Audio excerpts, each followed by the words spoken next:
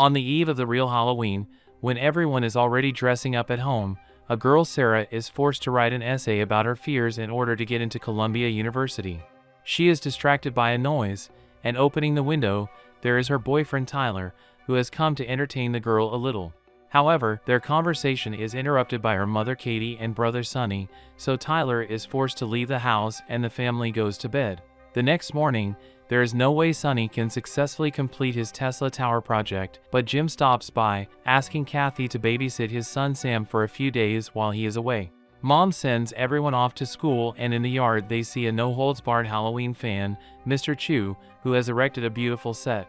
On the way they stop by the store, where Mom makes Kathy babysit tomorrow for her gaffe yesterday, and the boys put up an ad to help pick up trash, hoping to make some money. Kathy works at a nursing home, so she buys adult diapers, but Walter the salesman makes an unfortunate flirtation.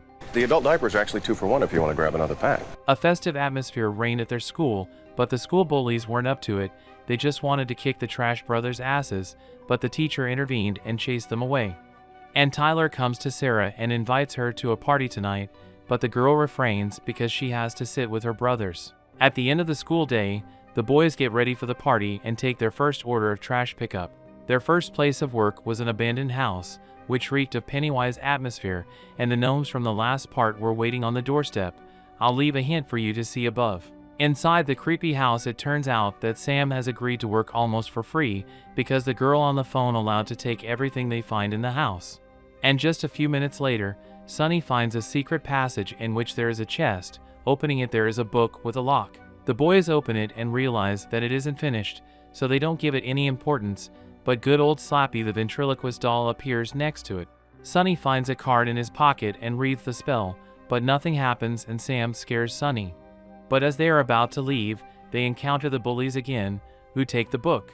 This time, however, Slappy uses his superpowers to protect the boys. When the boys return home, they hastily tell Sarah about what happened to them, but she skeptically leaves their company and goes upstairs to write her essay. But she couldn't get enough of Tyler's invitation to the party, so she packs up and leaves. But already at the club, she sees a happy Tyler, but making out with another girl.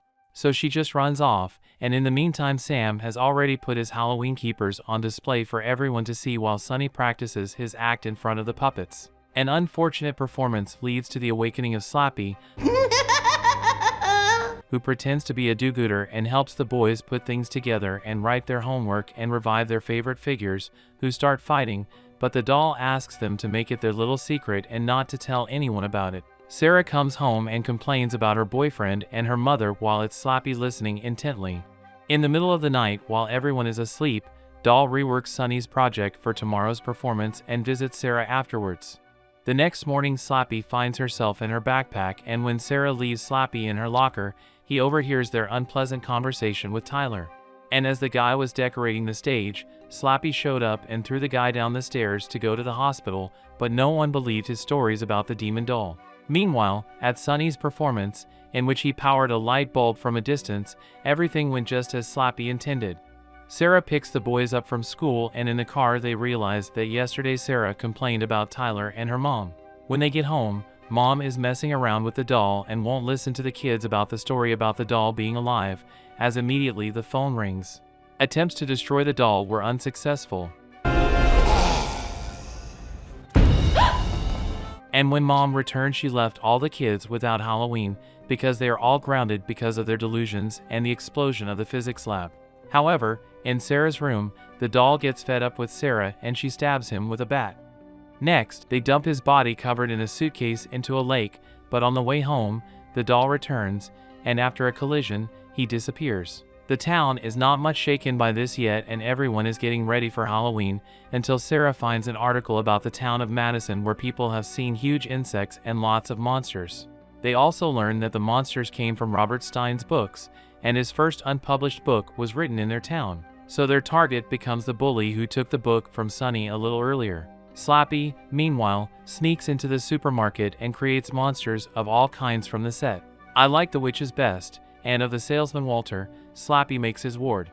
And then the monsters go on a great hunt. On the internet, the guys find the number of the director of the Stein fan club, so Sarah calls the number, but the man on the other end doesn't pick up the phone, only eavesdrops on her message. When the boys find the bullies having fun with toilet paper, but upon learning that the book is in his house, witches immediately descend from the sky and kidnap the schoolchildren, leaving only their bicycles behind. At the same time, Slappy hatches a cunning plan in which he brings all the creatures of the town to life through the Slaw Tower.